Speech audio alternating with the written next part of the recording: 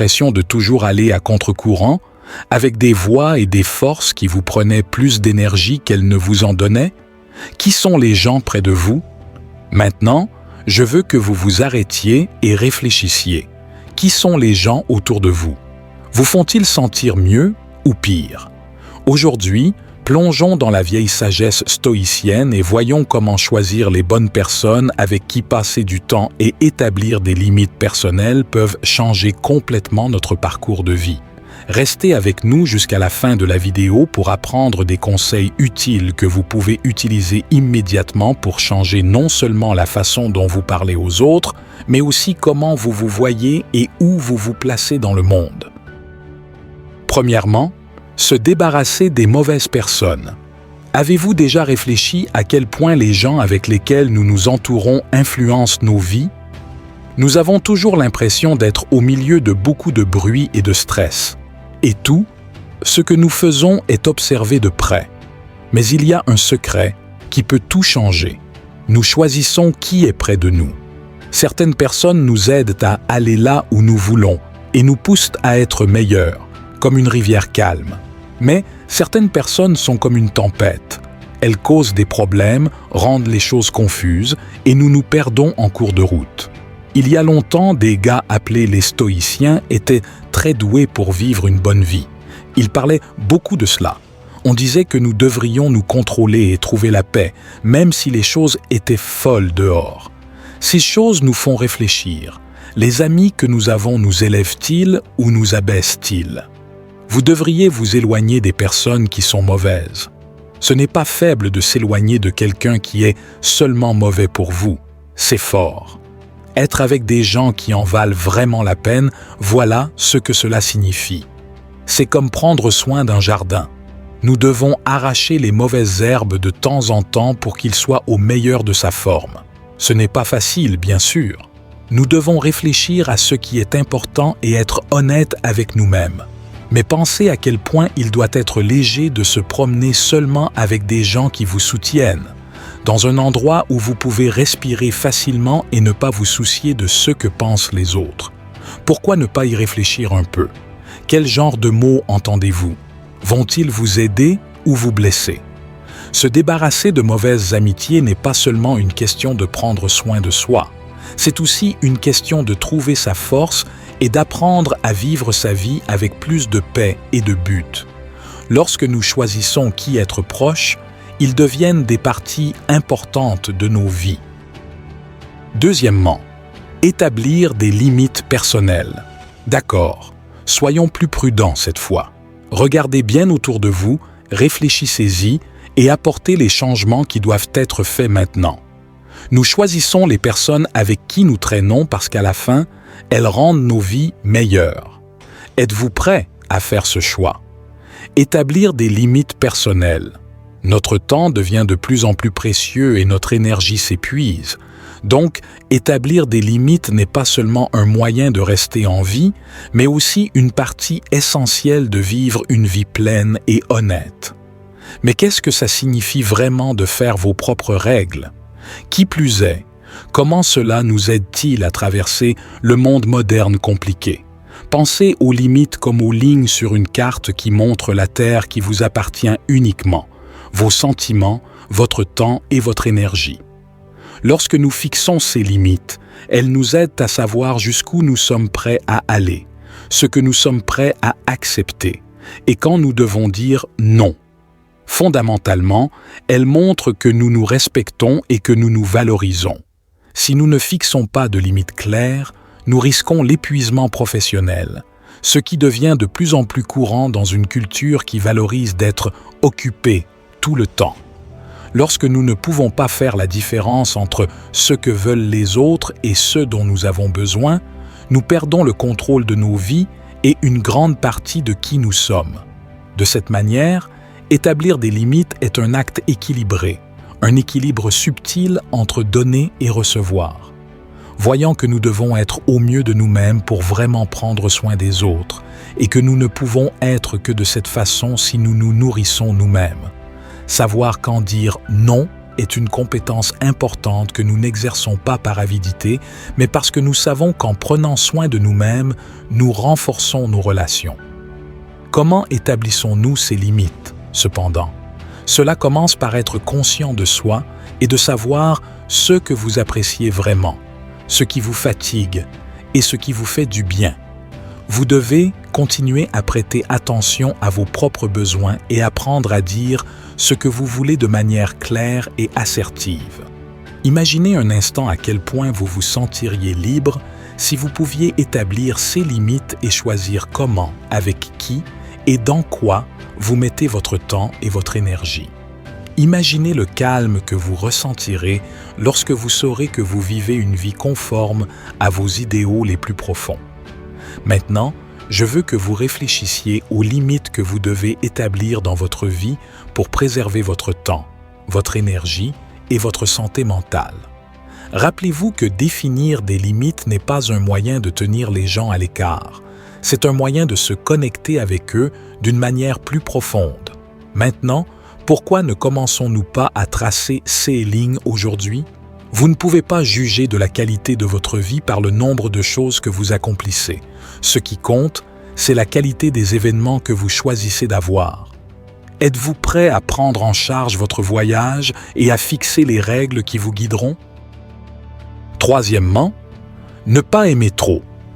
Lorsque nous parlons d'amour, vous savez cette émotion que tout le monde veut ressentir? Oui, l'amour est beau, mais il y a une certaine manière de le vivre qui fait toute la différence. Il y a de nombreuses années, un groupe de penseurs appelés les stoïciens avait des idées vraiment cool à ce sujet. Certaines personnes nous ont dit que nous pouvons aimer beaucoup, mais pas tellement que cela étouffe ou retienne les autres. C'est comme laisser un oiseau voler quand on pense à l'amour de cette façon.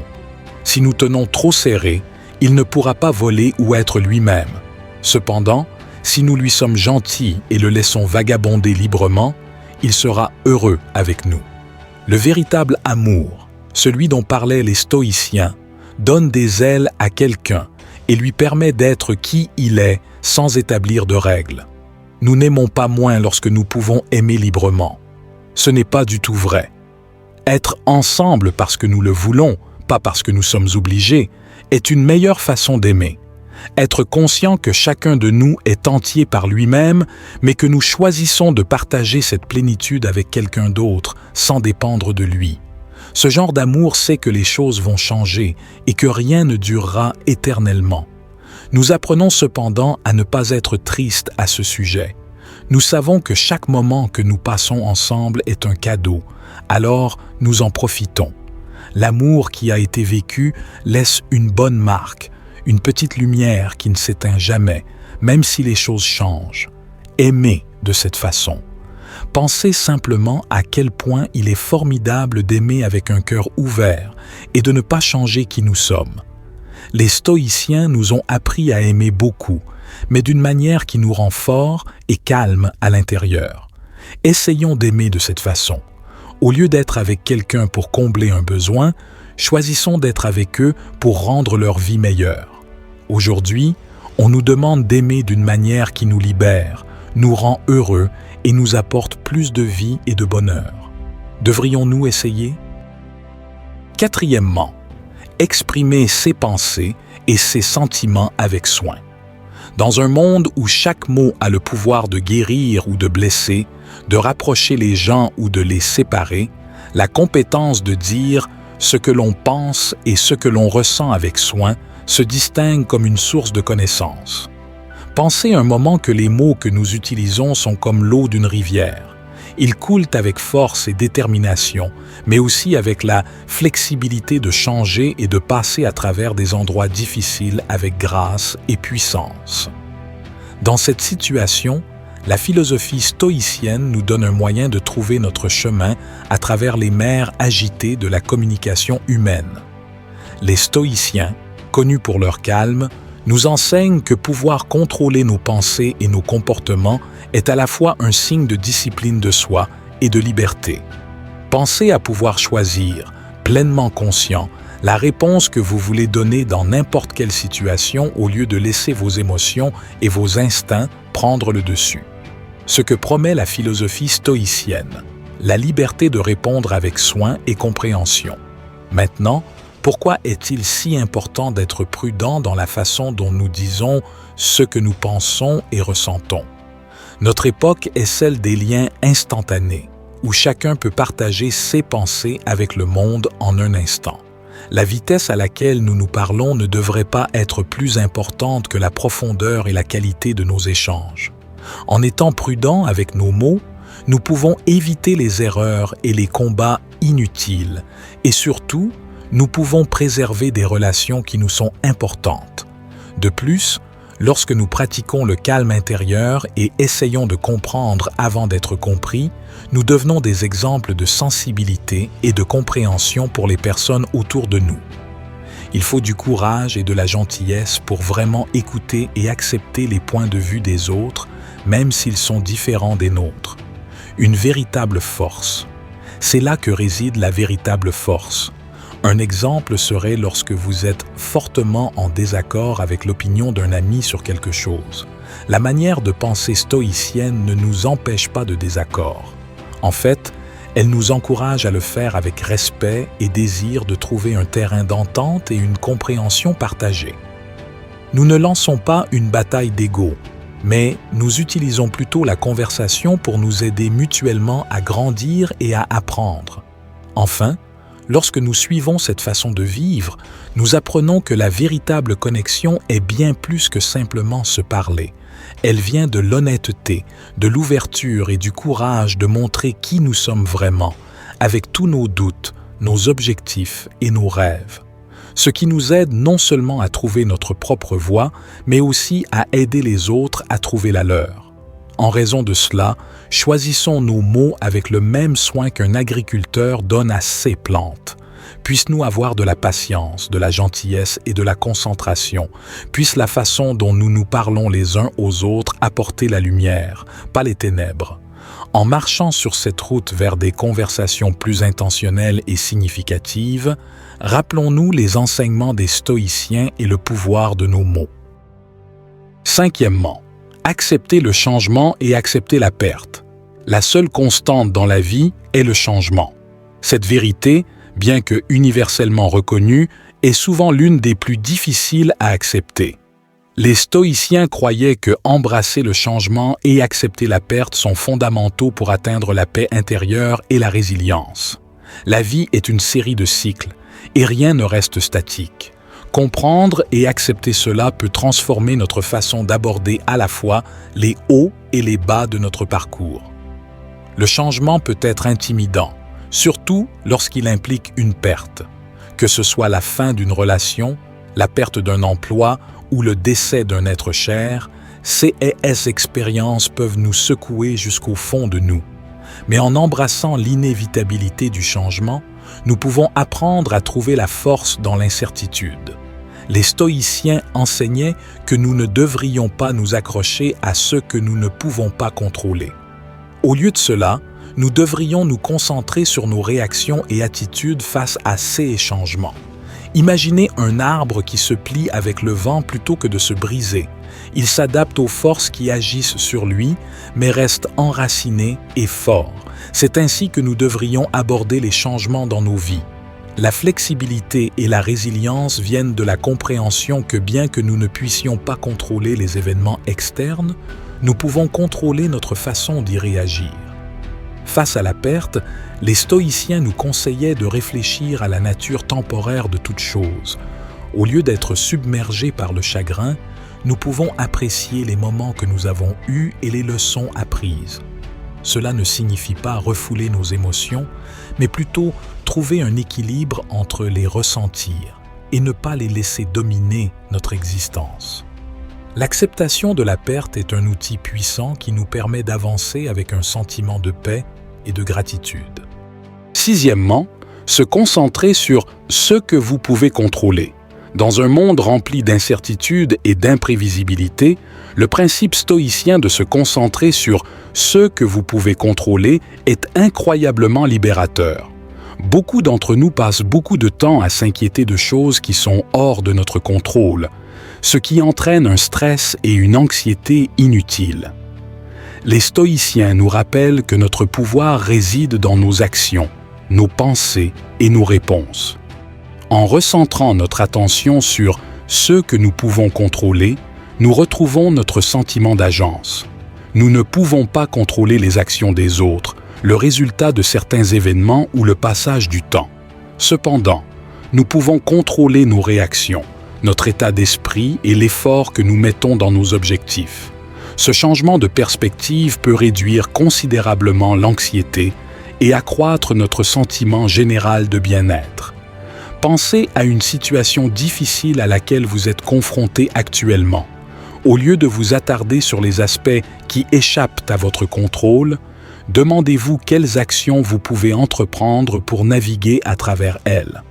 En vous concentrant sur vos propres réponses et efforts, vous deviendrez non seulement plus efficace, mais aussi plus en paix avec le résultat qui se déroule. Cette mentalité ne s'applique pas seulement aux défis personnels, mais aussi aux problèmes plus larges de la société et du monde. Nous pourrions ne pas être en mesure de résoudre tous les problèmes du monde, mais nous pouvons contribuer de manière significative dans notre propre sphère d'influence. En nous concentrant sur nos actions et en donnant l'exemple, nous inspirons le changement et créons des ondes de choc qui s'étendent au-delà de notre environnement immédiat. Septièmement, pratiquez la gratitude et le contentement. Dans la quête du bonheur et du succès, nous négligeons souvent l'importance de la gratitude et du contentement. Les stoïciens croyaient que le vrai bonheur ne vient pas des réalisations extérieures, mais de l'appréciation de ce que nous avons déjà. Cette mentalité favorise un sentiment d'accomplissement et réduit le désir constant de plus. La gratitude est une pratique puissante qui peut déplacer notre attention de ce qui manque à ce qui est abondant dans nos vies. En réfléchissant régulièrement aux choses pour lesquelles nous sommes reconnaissants, nous cultivons une perspective positive et renforçons notre résilience émotionnelle. Même dans les moments difficiles, il y a toujours des aspects de nos vies que nous pouvons apprécier. Le contentement, quant à lui, consiste à trouver la satisfaction dans le moment présent. C'est réaliser que nous n'avons pas besoin de poursuivre constamment la prochaine grande chose pour nous sentir complets. En embrassant le contentement, nous apprenons à vivre pleinement dans le présent, en appréciant les plaisirs simples et les progrès que nous avons réalisés. Pour pratiquer la gratitude et le contentement, commencez par tenir un journal de gratitude. Chaque jour, écrivez quelque chose pour lesquels vous êtes reconnaissant. Elles peuvent être aussi simples qu'un magnifique coucher de soleil, un geste gentil d'un ami ou une réalisation personnelle. Avec le temps, cette pratique peut transformer votre perspective et améliorer votre bien-être général. Huitièmement, cultivez la patience et la persévérance. Dans un monde où tout va vite et où l'on récompense souvent la gratification instantanée, les vertus de la patience et de la persévérance peuvent sembler dépassées.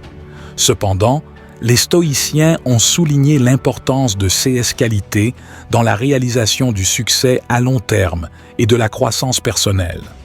La patience nous permet de supporter les difficultés sans perdre notre calme, tandis que la persévérance nous aide à continuer à poursuivre nos objectifs malgré les obstacles. La patience implique la capacité d'attendre calmement les résultats sans s'agiter ou se troubler. Cela nécessite de faire confiance au processus et de comprendre que tous les résultats ne sont pas immédiats. En pratiquant la patience, nous développons la résilience et la capacité à gérer les retards et les revers avec grâce. La persévérance, quant à elle, consiste à maintenir l'effort et la détermination dans le temps. C'est l'engagement inébranlable à poursuivre nos objectifs, peu importe les difficultés que nous rencontrons. Les stoïciens enseignaient que la vraie force réside dans notre capacité à persister, même lorsque le chemin est difficile. Pour cultiver ces vertus, commencez par fixer des attentes réalistes et diviser les objectifs plus grands en étapes gérables. Célébrez les petites victoires en chemin, car elles servent de rappel de votre progrès. Lorsque vous êtes confronté à des défis, rappelez-vous que la persévérance est la clé pour les surmonter et que la patience vous aidera à naviguer sur le chemin avec un esprit stable. Neuvièmement, pratiquez l'autoréflexion et la pleine conscience. Les stoïciens accordaient une grande valeur à l'autoréflexion et à la pleine conscience en tant qu'outil pour le développement personnel et la paix intérieure. En examinant régulièrement nos pensées, nos actions et nos émotions, nous obtenons des aperçus plus profonds sur notre comportement et nos motivations, ce qui nous permet de vivre de manière plus intentionnelle et authentique. L'autoréflexion implique de prendre le temps de passer en revue nos expériences quotidiennes en considérant ce qui s'est bien passé, ce qui aurait pu être amélioré et comment nos actions s'alignent avec nos valeurs. Cette pratique nous aide à identifier les schémas, à reconnaître les domaines de croissance et à apporter des ajustements conscients à notre comportement. La pleine conscience, quant à elle, consiste à être présent dans le moment et pleinement engagé avec notre environnement. Cela implique d'observer nos pensées et nos émotions sans jugement, ce qui nous permet de répondre aux situations avec clarté et intention plutôt que de réagir de manière impulsive. La pleine conscience nous aide à apprécier le présent, à réduire le stress et à améliorer notre bien-être général. Intégrez l'autoréflexion et la pleine conscience dans votre routine en réservant du temps chaque jour pour une contemplation tranquille. Envisagez de tenir un journal pour documenter vos pensées et vos expériences et pratiquer la pleine conscience à travers des activités telles que la méditation, des exercices de respiration profonde ou simplement une promenade consciente. 6 pratiques peuvent vous aider à développer une plus grande conscience de soi, un équilibre émotionnel et une connexion plus profonde avec votre moi intérieur. En embrassant la patience et la persévérance et en incorporant l'autoréflexion et la pleine conscience dans nos vies, nous pouvons davantage nous aligner sur les principes stoïciens et créer une existence plus équilibrée et plus épanouissante. En conclusion, l'adoption des principes stoïciens dans nos vies modernes offre des avantages profonds, nous permettant de naviguer les défis avec résilience, clarté et paix intérieure. En nous concentrant sur ce que nous pouvons contrôler, en acceptant l'inévitabilité du changement et en cultivant des vertus telles que la sagesse, le courage et la discipline de soi, nous nous alignons sur une philosophie intemporelle qui prône la croissance personnelle et le bien-être émotionnel. À travers la pratique de la gratitude, nous déplaçons notre perspective pour apprécier l'abondance dans nos vies, favorisant un sentiment de contentement et de positivité. En cherchant la sagesse à travers l'apprentissage continu et la réflexion, nous nous équipons des connaissances et des idées nécessaires pour prendre des décisions éclairées et mener une vie de sens. Équilibrer le désir et l'aversion nous permet de maintenir un équilibre émotionnel, évitant les extrêmes de l'hédonisme et de l'ascétisme. Servir les autres à travers des actes de gentillesse et de compassion enrichit nos liens et nos communautés, tout en nourrissant la patience et la persévérance qui nous aident à rester sur la voie, même en face de l'adversité. Enfin, les pratiques jumelles de l'autoréflexion et de la pleine conscience nous enracinent dans le moment présent, favorisant une profonde conscience de nos pensées et actions. Cette autoconnaissance est essentielle pour vivre authentiquement et prendre des décisions délibérées alignées sur nos valeurs. En incorporant ces principes stoïciens dans nos routines quotidiennes, nous nous donnons les moyens de faire face aux incertitudes de la vie avec grâce et force. En le faisant, nous cultivons une mentalité qui non seulement résiste à l'épreuve du temps, mais apporte également une paix et une satisfaction profonde à nos vies.